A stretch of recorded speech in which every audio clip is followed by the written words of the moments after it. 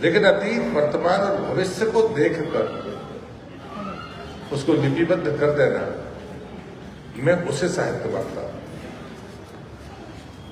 और इसलिए एक मेरे स्वर्गीय मित्र थे, मेरे साथ पढ़ते थे, लेकिन वो मेरे झगड़े के साथी थे, लेकिन मरने के पहले एक पत्र लिख कर गए। शिव चौधरी की सर बात कर रहा हूं। तो दुर्घटना में वो खत्म हुई, लेकिन एक पत्र लिख कर गए। उसमें बहुत सारी चीजें लिखी, जिसमें मैंने बहुत सारी बातें कभी संसद में भी कही। तो ये एक बात उन्होंने बड़ी अच्छी कही, जो हमारी आध्यात्मिकता में दिखती है, लेकिन आदमी को समझ में नहीं आती कि अनुभव आदमी के ज्ञान को बढ़ाता है, लेकिन उसकी बेवकूफियों को कम नहीं करता। हमारी आध्यात्मिक शब्द थोड़ा सा हल्का लगता है, लेकिन वो चूंकि रहे नहीं दुनिया में, तो मैं उसको बदल नहीं सकता। लेकिन हम दुनिया में कई चीजें हैं जो सीखते हैं, लेकिन अगर हमने बुराई को कम नहीं किया, उसको दबाया नहीं, जिसको उन्हें बेवकूफियां कहा है, तो अनुभव हमारे ज्ञान को तो बढ़ाता है, लेकिन हमारी कमजोरियों को कम नहीं करता। वो हमें ही करनी पड़ती है। लेकिन साहित्य में वो दोनों चीजें सामने दिखती है। और इसलिए मैं मानता हूं कि ऐसे प्रयोजन, ऐसे कार्यक्रम निश्चित रूप से होने चाहिए। आजकल तकनीक बदल गई है, इलेक्ट्रॉनिक तकनीक का जमाना है, लेकिन जो हाथ से लिखना है, उसकी जो सामर्थ्य है, वो सामर्थ्य यंत्र में नहीं आ सकती। इतना मैं जरूर कह सकता हूं। मैं तकनीक का विरोधी नहीं, तकनीक किसी संकलन के लिए तो बहुत अच्छी है। मैं बहुत छोटी उम्र में संसद सदस्य बना था, तब तकनीक नहीं थी। हम लाइब्रेरियों में 3-3, 4-4 घंटे बैठते थे, तब जाकर भाषण करते थे। अगर हमें रेफरेंस जुटाने पड़ते थे तो हमको 2 या 3 दिन लगते थे। कोई पहले दिन नहीं मिल जाता था, नहीं तो हमें दूसरे दिन मिलता था। तो हमें भाषण करने के 4 दिन पहले तैयारियां करना पड़ती थी। लेकिन अब तकनीक का जमाना है, मंच पर बैठे बैठे लोग गूगल से वो निकाल लेते हैं, वो सही है गलत तथ्य की जानकारी दिए बगैर भाषण तो ठोक ही देते हैं। और मुझे लगता है कि ये जो चीजें हैं, जब गति बढ़ती है तो स्वाभाविक है कि सारे क्षेत्रों में गति बढ़ती है, उसका लाभ भी होता है। लेकिन अगर एक शब्द भ्रम फैला दे, उससे जो नुकसान होता है उसकी भरपाई आसान नहीं होती। उसे कई बार हम द्वंद्व देखते हैं, विचारों का मतांतर हो सकता है, लेकिन द्वंद्व हो जाए, भ्रम हो जाए, ये समाज को बड़ा नुकसान है। मित्रों, मेरे आराध्य प्रभु शिवासी जी कहते थे, विश्वास होता नहीं है, विश्वास किया जाता है। मेरे भीतर विश्वास करने की अगर गुंजाइश नहीं है, तो भगवान भी आके कहेगा तो मैं भरोसा नहीं करूंगा। लेकिन अगर मेरे भीतर विश्वास की जगह है, तो मैं विश्वास करूंगा, तो फिर विश्वास ही बांटूंगा। ये बात आप मानकर चल रहा है। और जैसे कई बार हम चीजों को बड़ी आसानी से कह देते हैं, बाकी चीजें चल जाती हैं। और मतांतर सिर्फ विचारों का नहीं होता, सोच और समझ का होता है। साहित्य की साधना करने वाला, वो घर में रहे, जंगल में रहे, चलता रहे, वो चिंतन समाप्त नहीं होता। हो सकता है कि कुछ गतिविधियां उसको व्यवधान डाल दें, लेकिन अगर क्रम बना है तो वो आगे चलता जाएगा ही। और वो प्रसद के मंत्र की तरह चले वेती चले चलो, मंजिल जरूर मिलेगी। लेकिन मैं मतांतर पर एक घटना बताकर अपनी बात को समाप्त करूंगा। एक गांव के बाहर एक फकीर रहते थे। तो जो भी आए, तो गांव का रास्ता पगडंडी वाला था, तो भ्रम था। पर फकीर की कुटिया गांव के बाहर थी, दूर से कोई दिखती थी तो लोग वही पहुंचते थे कि भाई बस्ती कहाँ है। तो कहते थे कि अगर बस्ती में जाना है तो दाहिने जाना है, और मरघट में जाना हो तो बाएं जाना। लोग जाते थे और वहां जाकर देखते थे कि बस्ती तो बाएं तरफ है, मरघट दाहिने तरफ। तो अक्सर लोग आकर उनसे विवाद करते थे, पर लौट कर उनके पास आते थे, क्योंकि जाते थे तो उन्होंने कहा था कि दाहिने जाओगे तो बस्ती मिलेगी, बाएं जाओगे तो मरघट मिलेगी। लेकिन हमारी समझ में जो बस्ती है वो तो बस्ती ही है, जहां आदमी रहता है वही बस्ती है। तो लोग कहते थे कि आपने तुमको उल्टा बताया। तो उन्होंने कहा कि आपकी समझ से ये उल्टा है। जहां लोग हर दिन मरते हो वो मरघट है, और जहां जाकर कभी लौट कर ही नहीं आना, बस जाना है, मेरी नजर में वो बसते हैं। तो मुझे लगता है कि ये जो चीजें होती है ये हमारे नजरिए पर होती है कि हम सोचते क्या है, हम समाज को किस नजरिए से देखते हैं। ये जो साहित्य है, ये साहित्य इन पीढ़ियों के साथ दृष्टिकोण का अवलोकन कराता है। 100 साल पहले इस समाज को देखने का नजरिया अलग था, 100 साल बाद नजरिया बदल गया। देश की आजादी की लड़ाई चल रही थी और आजाद देश हो रहा था, तब नजरिया अलग था। आज 75 साल के बाद नजरिया अलग है, परिस्थितियां अलग है। जब आजादी के 100 साल होंगे तो नजरिया बदलेगा। हम जैसे लोग होंगे सब, लेकिन सादे जीवन में सक्रिय नहीं होंगे, लेकिन उस समय कोई और सक्रिय होगा, उसके अपने काम करने की शैली होगी। जैसी उसकी शैली होगी, साहित्य का लेखन भी वैसा ही होगा। अब वो आलोचना का होगा कि सकारात्मक होगा कि परिदृश्य बदलेगा, वर्षों तक, दशकों तक। हमारी सांस्कृतिक महापौर जी आए, हृदय से उनका स्वागत है।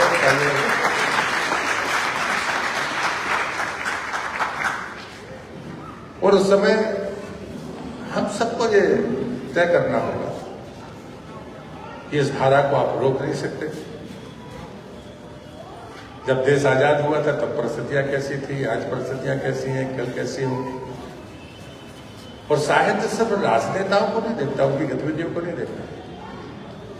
साहित्य एक सामान्य व्यक्ति की उस प्रवृत्ति को भी देखता है कि ये कर क्या रहा है।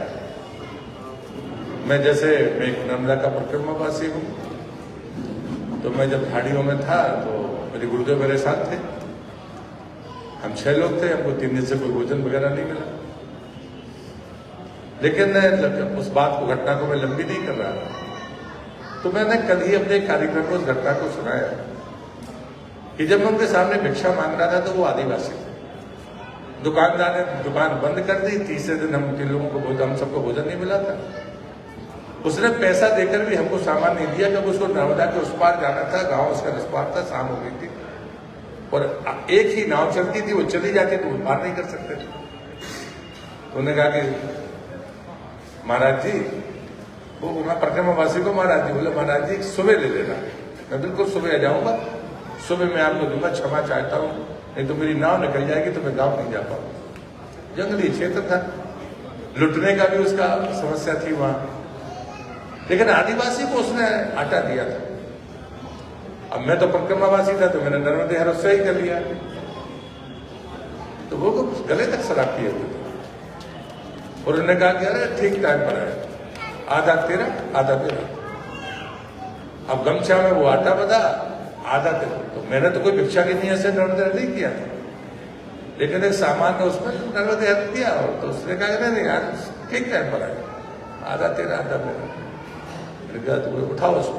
मैं उठाता नहीं, आपका धन है, आपको उठाकर देना पड़ेगा। उसने उंगली खींची, आधा आधा मुझे दे दिया, आधा दिया, चला गया। हम गुरु जी के पास आए, तो भिक्षा मिली, तो वो 3 रोटी का आटा था। हम 6 लोग थे, हमारे अलावा 3 और परिक्रमावासी थे जो झाड़ी क्रॉस कर रहे थे, उनको भी भोजन नहीं मिला था 3 दिन से। तो शिवासी जी ने कहा कि तुम 6 हो, 3 रोटी बनेगी, आधी खाई नहीं खाई क्या फर्क पड़ता है, लेकिन हम 3 लोगों को दे दोगे तो एक आता उनको दे दिया। चले जाओ माई का दूध ले आओ और पियो और सो जाओ, मतलब जल लाओ, थोड़ा सा वो डालो, सो जाओ। माँ ने जो चावल दिए थे उसके इतने से उबाले तो वो हो गए, थोड़े थोड़े नट्टी में डाले नारियल की और पानी के साथ में पीकर सो गए। जब सुबह चलने लगे तो उन्होंने कहा कि क्या महसूस किया तुमने कल की घटना से। मैंने उनसे सिर्फ इतना ही कहा, कैसी धारणा होती है लोगों की कि धन से अमीर होता है। मैंने कहा मुझे पहली सीख मिली कि धन से अमीर नहीं होता, मन से अमीर होता है। तो आदमी को ये पता नहीं था कि उसको भिक्षा कौन मांग रहा था। तब मैं 4 लोकसभा के चुनाव लड़ चुका था, 2 बार सांसद रह चुका था। तो उन्हें ये बात जब मैंने कही, ये पहली चीज तो मुझे लगी। दूसरे लोग कहते हैं कि व्यसन में लोग अंधे हो जाते हैं, विवेक नहीं रहता।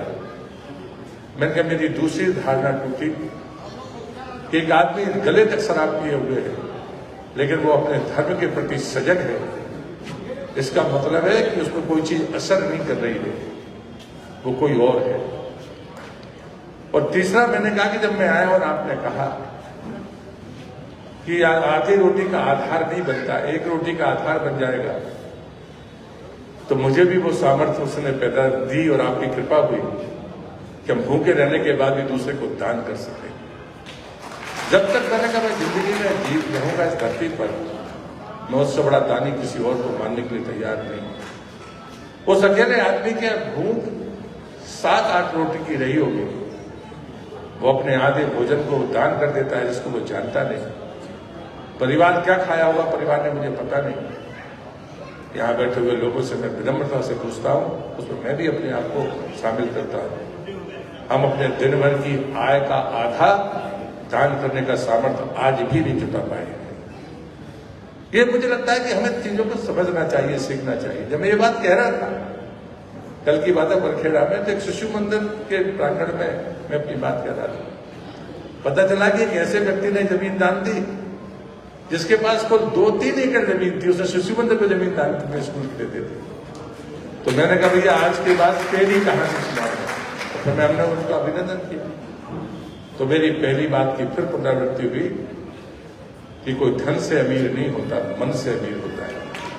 वो 2 और 3 एकड़ का काश्तकार वो शर्त से शिशु मंदिर के लिए जमीन देने के जमीन उसने दे दी, लेकिन हम ऐसे सामाजिक और उत्तम कार्यों के लिए बिना स्वागत कराए फूटी कोड़ी देने तैयार नहीं है।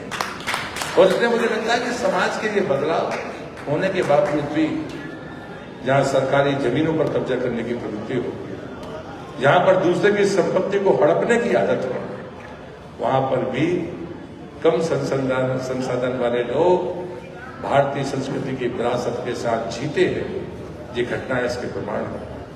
कितना ही अंधेरा हो जाए, मेरे गुरुदेव कहते थे, कितना ही अंधेरा हो जाए, बोले इस कमरे को 12 साल तक बंद रखना तो अंधेरा रहेगा, लेकिन जिस दिन भी कोई इस दरवाजे को खोलने की हिम्मत जुटाएगा, यह अंधेरा कितना ही पुराना हो, उसको मरना होगा। एक तीली जलाने का साहस पैदा करोगे तो अंधकार को समाप्त होना ही पड़ेगा। अंधकार की उम्र कितनी ही लंबी हो, एक छोटी सी कोशिश भी प्रकाश को उसको खत्म कर देती है। और इसलिए मैं मानता हूं कि साहित्य का ये प्रयास उन्हीं तीली जलाने जैसा है। बाकी चीजें तो चलती रहेंगी, मैं किसी पे कोई टिप्पणी करने नहीं आया, लेकिन मैं इस कार्यक्रम में आकर अपने आप को गौरवान्वित महसूस करता हूँ। एक सार्थक और सफल कार्यक्रम के लिए आयोजकों का हृदय से धन्यवाद। पहले तो मैं गुस्सा था कि कहाँ कार्यक्रम, आज के इस कार्यक्रम में बड़े कष्ट में आया हूँ क्योंकि मुझे लौट के जाके बनारस जाना है, लेकिन मैं आकर आनंदित हूँ और दिल से शुभकामनाएं देता हूँ कल्पना जी को, अमर सिंह जी को, उनके सभी सहयोगियों को और उनके गुरुदेव दुबे जी को नमन करते हुए अपनी बात को समाप्त करता हूँ। वंदे मातरम।